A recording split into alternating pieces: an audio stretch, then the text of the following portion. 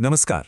आज बात करते हैं इंडियन टैक्स सिस्टम की एक ऐसी पहेली की जो कई ईमानदार कारोबारियों के लिए किसी बुरे सपने से कम नहीं। जी हाँ, ये कहानी है बोगस परचेज या जिसे हम कहते हैं फर्जी खरीदारी की।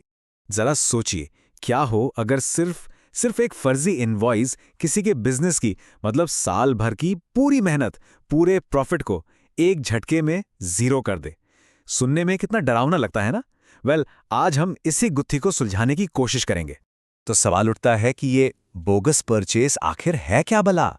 देखिए, सीधे साधे शब्दों में कहें तो ये ऐसे बिल होते हैं उन सामानों के जो असल में कभी खरीदे ही नहीं गए। मकसद बड़ा सिंपल है, कागजों पर अपने खर्चे ज्यादा दिखाकर टैक्सेबल प्रॉफिट को कम करना और इस तरह टैक्स बचाना। तो सबसे पहले ये प्रॉब्लम शुरू कहाँ से होती है? चलिए इस बोगस इनवॉइस की पूरी कहानी को स्टेप बाय स्टेप समझते हैं।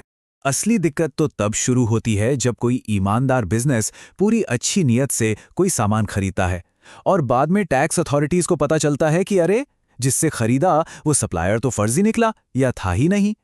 अब ऐसे में क्या होता है, बिना किसी गलती के वो बेचारा खरीदार भी लपेटे में आ जाता है। अब इस सिचुएशन से डील करने के लिए पहले एक बहुत ही सख्त नियम हुआ करता था। एक ऐसा नियम जो किसी भी बिजनेस को सच में बर्बाद कर सकता था, और वो था 100% पेनल्टी का नियम। ये नियम कितना खतरनाक था, इसको एक छोटे से एग्जाम्पल से समझते हैं। मान लीजिए एक बिजनेस ने 1000 रुपए का माल बेचा, ठीक है, और ये माल उसने खरीदा था 800 रुपए में। तो उसका असली प्रॉफिट कितना हुआ? 200 रुपए। सिंपल। पर पुराने रूल के हिसाब से टैक्स डिपार्टमेंट उस 800 रुपए की खरीद को ही मानने से इनकार कर देता था। कहता था ये बोगस है। तो नतीजा क्या हुआ? जो 200 रुपए का असली प्रॉफिट था वो कागजों पर बन गया पूरे 1000 रुपए का टैक्सेबल प्रॉफिट। आप सोच सकते हैं, ये तो किसी भी बिजनेस के लिए तबाही है। तो अब सवाल यह है कि भाई इतना सख्त नियम आया कहां से? इसके पीछे की कहानी जुड़ी है एनके इंडस्ट्रीज नाम के एक बहुत ही फेमस केस से। देखिए, एक बहुत बड़े फ्रॉड का मामला था जिसमें अथॉरिटीज को बिजनेस की जगह से, मतलब एकदम रंगे हाथ पक्के सबूत मिले थे। खाली साइन किए हुए चेक, फर्जी कंपनियों के वाउचर, सब कुछ। और बस इसी एक एक्सट्रीम केस को बेस बनाकर हर छोटे बड़े मामले में 100% पेनल्टी ठोकना शुरू कर दिया गया। लेकिन कहानी में हमेशा एक ट्विस्ट आता है ना? यहां भी आया एक बहुत बड़ा लीगल शिफ्ट। अदालतों ने इस पूरे मसले को एकदम नए एंगल से देखना शुरू किया। और ये जो बदलाव था, ये एक बड़े ही सिंपल लेकिन उतने ही पावरफुल तर्क पर टिका था। बॉम्बे हाईकोर्ट का कहना था, अगर सेल्स को सही माना जा रहा है तो ये तो मानना ही पड़ेगा कि उस सेल को करने के लिए खरीद भी तो हुई होगी। सोचिए कितनी सीधी सी बात है। और इसी एक लाइन ने समझिए पूरा गेम ही पलट दिया। कोर्ट की इनसाइट बहुत क्लियर थी। कोई भी बिजनेस हवा से सामान बनाकर तो बेच नहीं सकता, राइट? उसे माल कहीं ना कहीं से तो खरीदना ही पड़ेगा। तो पूरी की पूरी खरीद को ही गलत ठहराने के बजाय फोकस इस पर होना चाहिए कि अच्छा, इस पूरी डील में छुपा हुआ प्रॉफिट कितना है और टैक्स सिर्फ उसी छुपे हुए प्रॉफिट पर लगना चाहिए। और इस सोच का असर बहुत बड़ा था। देखिए, कहाँ पुराना नियम था जो पूरी 100% खरीद पर टैक्स लगा देता था, और कहाँ ये नया प्रिंसिपल आया जो सिर्फ प्रॉफिट वाले हिस्से, मतलब अंदाजन 12.5% पर टैक्स की बात करता है। ये इंसाफ की तरफ एक बहुत बहुत बड़ा कदम था।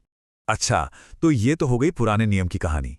अब आते हैं आज के जमाने में, यानी जीएसटी के दौर में, जहां ईमानदार खरीदारों को बचाने के लिए एक नई ढाल, एक नया सेफ्टी नेट मौजूद है। तो सवाल यह है कि एक जेन्युइन बायर खुद को कैसे सेफ रख सकता है? कोर्ट्स ने कुछ चीजें साफ की हैं। एक खरीदार की ड्यूटी क्या है? पहला, सप्लायर का जीएसटी पोर्टल पर रजिस्ट्रेशन चेक करो। दूसरा, पेमेंट हमेशा बैंक के जरिए करो, कैश नहीं। तीसरा, एक वैलिड टैक्स इनवॉइस होना चाहिए। और चौथा, माल की डिलीवरी का कोई सबूत जैसे कि ई-वे बिल, उससे संभाल कर रखो।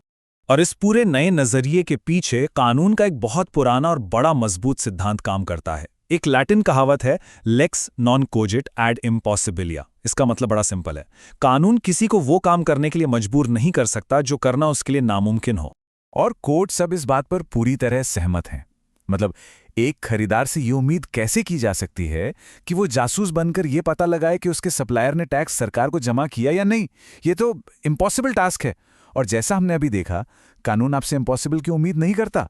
और आखिर में ये जो पूरा लीगल बदलाव है ना, ये हमारे संविधान में दिए गए कुछ बहुत ही फंडामेंटल राइट्स पर बेस्ड है। कोर्ट्स का मानना है कि सप्लायर की धोखाधड़ी की सजा एक ईमानदार खरीदार को देना ये सरासर मनमाना है। ये कानून के सामने बराबरी के अधिकार यानी आर्टिकल 14 का उल्लंघन है। ये किसी भी व्यापार को करने की आज़ादी यानी आर्टिकल 19(1)(g) के खिलाफ जाता है और ये ज़रूरत से ज़्यादा सख्त भी है।